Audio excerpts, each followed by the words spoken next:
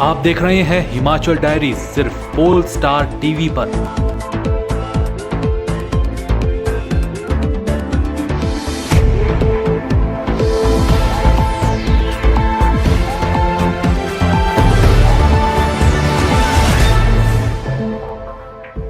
Himachal diaries के प्रायोजक हैं RK hospital Hamirpur, service with quality.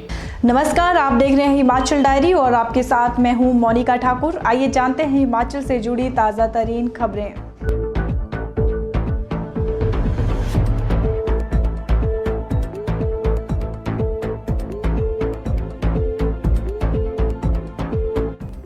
CM Virbhadra Singh ने कांगड़ा जिला के ज्वालामुखी में राज्य स्तरीय स्वतंत्रता सेनानी सम्मेलन के अवसर पर संबोधित करते हुए स्वतंत्रता सेनानियों की सम्मान राशि को 10,000 रुपए से बढ़ाकर 15,000 रुपए और स्वतंत्रता सेनानियों की विधवाओं और अविवाहित पुत्रियों की पेंशन को 5,000 रुपए से बढ़ाकर 15,000 रुपए करने की घोषणा की। उन्होंने स्वतंत्रता सेनानियों की अंतिम संस्कार राशि को 15,000 रुपए से बढ़ाकर 25,000 रुपए और स्वतंत्रता सेनानियों की विधवाओं की अंतिम संस्कार राशि को 10,000 रुपए से बढ़ाकर 20,000 रुपए करने की भी घोषणा की।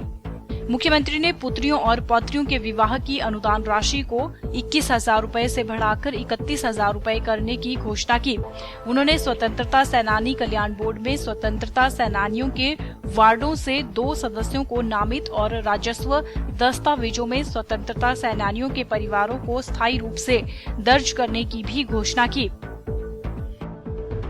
मुझे बहुत प्रसन्नता है कि आज इस स्वतंत्रता सेनानी का के बोर्ड के द्वारा आयोजित इस सभा में मुझे आने का मौका मिला है।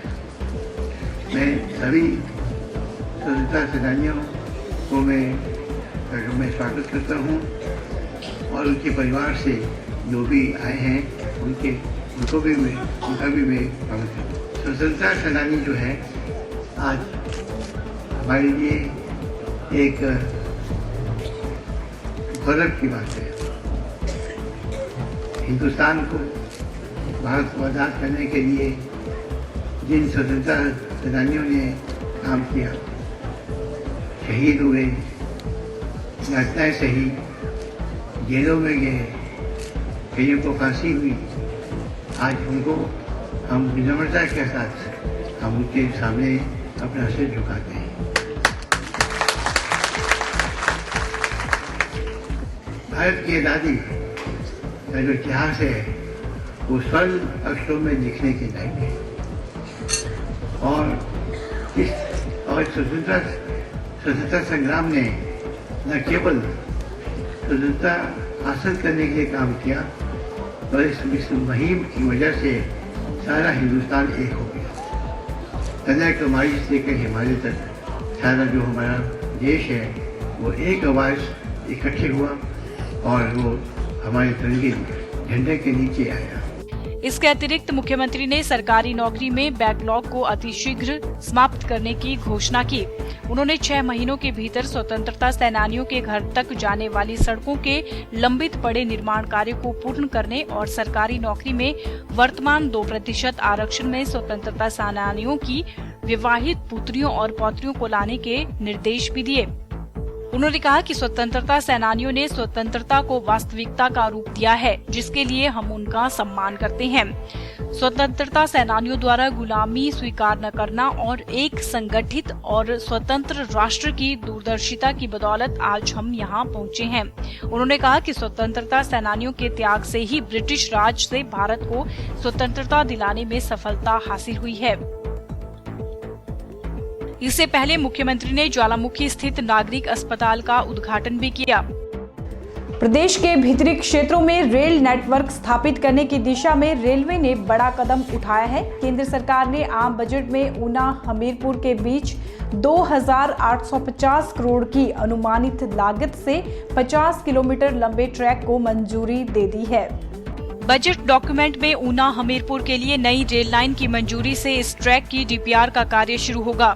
डिटेल प्रोजेक्ट रिपोर्ट में ऊना हमीरपुर रेल लिंक के लिए विस्तृत प्लान तैयार होगा। इसमें 50 किलोमीटर लंबे ट्रैक में बनने वाली सुरंगों के अलावा बड़े और छोटे पुलों की वास्तविक तस्वीर होगी।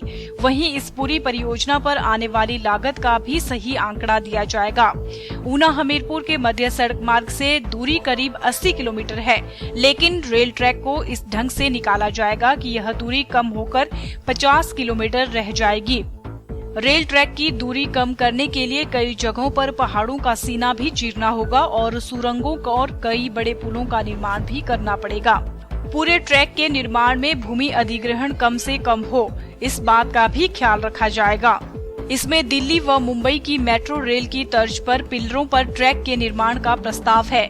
गौरतलब है कि प्रधानमंत्री नरेंद्र मोदी ने 2014 में केंद्र में सत्ता संभालने से पूर्व सुजानपुर में अपनी चुनावी रैली में हिमाचल प्रदेश को रेलवे के क्षेत्र में इसका देय हक देने का वायदा किया था। मोदी सरकार के सत्ता में आते ही सांसद अनुराग ठाकुर ने ऊना व हमीरपुर के मध्य रेल लिंक स्थापित करने की दिशा में प्रयास शुरू किए। मोदी सरकार ने अपने पहले रेल बजट में ऊना हमीरपुर रेल लाइन के सर्वेक्षण का ऐलान किया था, जिसके बाद उत्तर रेलवे ने ऊना हमीरपुर के मध्य रेल लिंक के लिए रूट सर्वे व प्रारंभिक सर्वे की प्रपोजल रिपोर्ट को रिकॉर्ड समय में पूरा कर रेलवे बोर्ड को भेजा।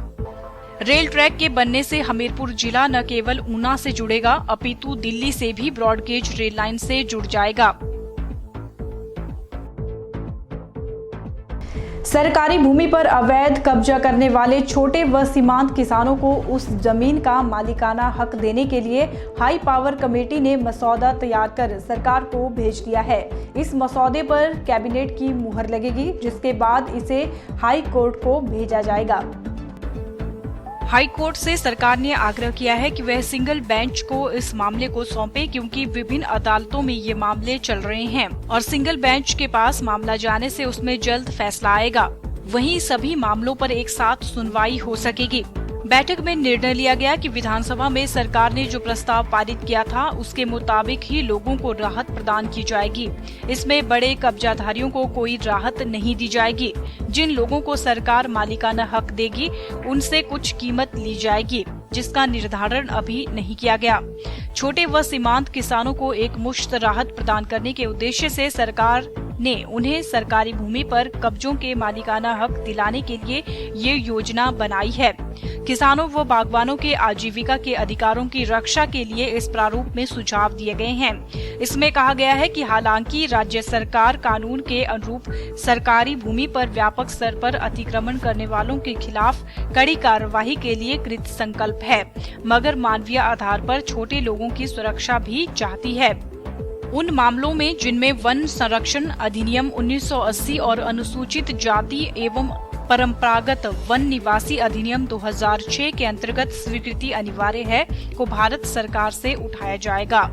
हाई पावर कमेटी ने इन मामलों को अलग तरह से रखा है। सरकारी जमीन पर कब्जा करने वालों को अलग माना गया है और सरकारी जमीन पर काबिज होने वालों को अलग माना गया है। कमेटी का कहना है कि जो सरकारी जमीन पर काबिज हुए हैं उन्होंने अपनी जरूरत के लिए इसका इस्तेमाल किया है और ऐसे लोगों को मानवीय आधार पर मालिकाना अधिकार दिया जा सकता है। परिवहन मंत्री जीएस बाली ने कहा कि एचआरटीसी वेब पोर्टल के सभी अग्रिम बुकिंग काउंटरों पर पेटीएम वॉलेट से भुगतान की सुविधा शुरू की जाएगी। यह सुविधा ज्यादातर लोगों द्वारा पेटीएम वॉलेट प्रयोग करने को ध्यान में रखते हुए शुरू की जा रही है। जीएस बाली ने कहा कि ढाबों और रेस्तरां में गुणात्मक आहार की उपलब्धता सुनिश्चित बनाने के लिए निर्णय लिया गया है कि प्रथम शिकायत पर मालिक पर 5,000 रुपए का जुर्माना लगाया जाएगा। दूसरी और तीसरी बार मालिकों पर यह जुर्माना क्रमशः 10,000 रुपए और 20,000 रुपए होगा। चौथी बार शिकायत मिलने पर ढाबे और रेस्तरां को 3 वर्षों के लिए ब्लैकलिस्ट किया जाएगा।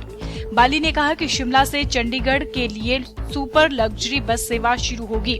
मंडी जिला के सरकाघाट क्षेत्र के लोगों को सुविधा प्रदान करने के लिए जाहू दिल्ली सुपर लग्जरी बस सेवा को आगामी 3 दिनों के भीतर सरकाघाट तक बढ़ाया जाएगा। उन्होंने कहा Hamirpur Amritsar via Hoshiarpur super luxury bus सेवा 9 फरवरी 2017 से शुरू की जाएगी, जबकि स्वर्ण मंदिर सुपर लग्जरी बस सेवा आने वाले दिनों में शिमला से अमृतसर के लिए शुरू की जाएगी। उन्होंने कहा कि टांडा मेडिकल कॉलेज के कर्मचारियों और छात्रों की सुविधा के लिए मुद्रिका बस सेवा मैक्लोडगंज से मेडिकल कॉलेज तक शुरू की जाएगी।